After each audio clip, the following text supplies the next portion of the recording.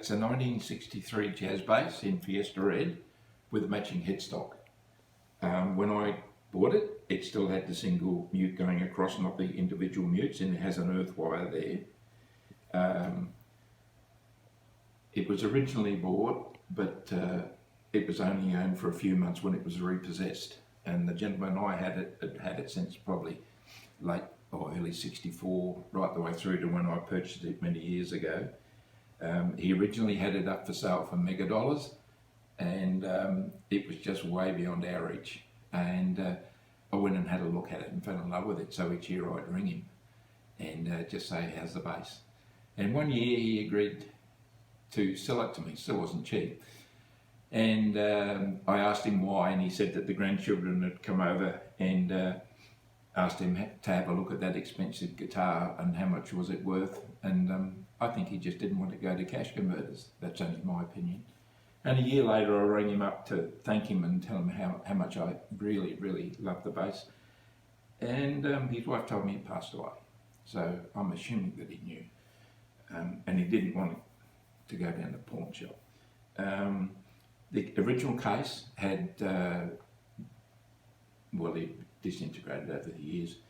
And a good friend of mine, again, the gentleman that many years ago I sold a 1959, 1969 Les Paul to. I'm waffling here now.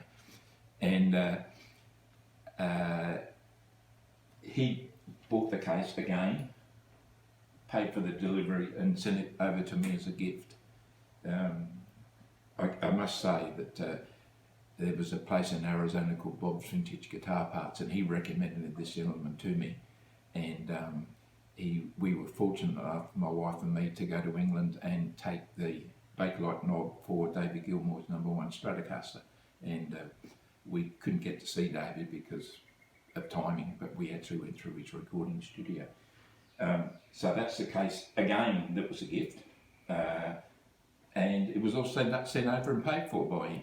So if you ever need a 1959, 1960 Les Paul, let me know and I'll give you the man's name, because he's the only person you can trust, and I highly recommend him. So that's the Fiesta Red, which is, of all the basses I've had, which is 54, 55, 56, 58, 59, 60 concentrics, 64s, P basses.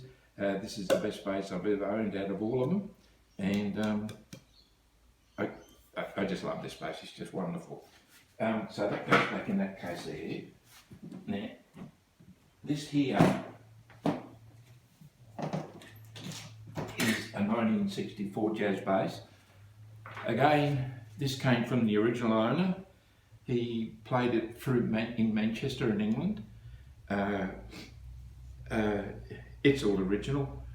Sorry, that's just my, right, stop moving the knob. So I'll keep that, just a bit of stuff on there.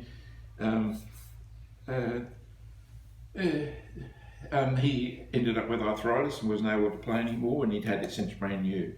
So again, that case had disintegrated, hence you got a fair bit of wear just there, and he'd actually painted it with a paintbrush, but a bit of black just to cover it up, but it actually mostly just peeled off. And I bought that 64 case for it.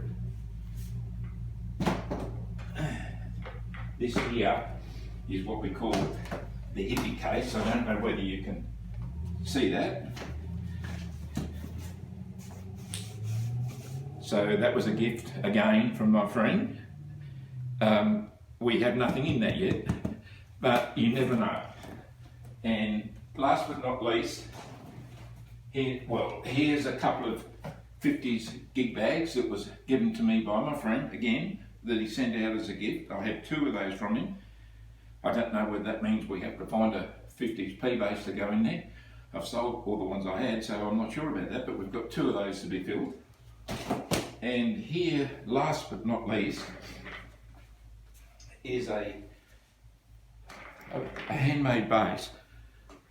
It's a custom Rickenbacker copy of a 1964 4001 1999.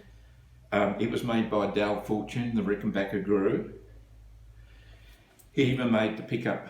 He asked me if I wanted a proper horseshoe, and I said, no, you've made this, this will be fine. So it actually has a 1964 date on there. So it's a copy of the 64, as I said, 4001S 1999. That came as a gift from my friend, and it's a magnificent piece of work. As I say, Dale Fortune made that, the Rickenbacker guru that worked at Rickenbacker, and I think he was involved in some of the Paul McCartney fixing up of one of his basses, I understand, but he's the man if you ever need a bass, a Rickenbacker bass, he's the guy I understand that you go to. And that's about all. Enjoy. Thank you.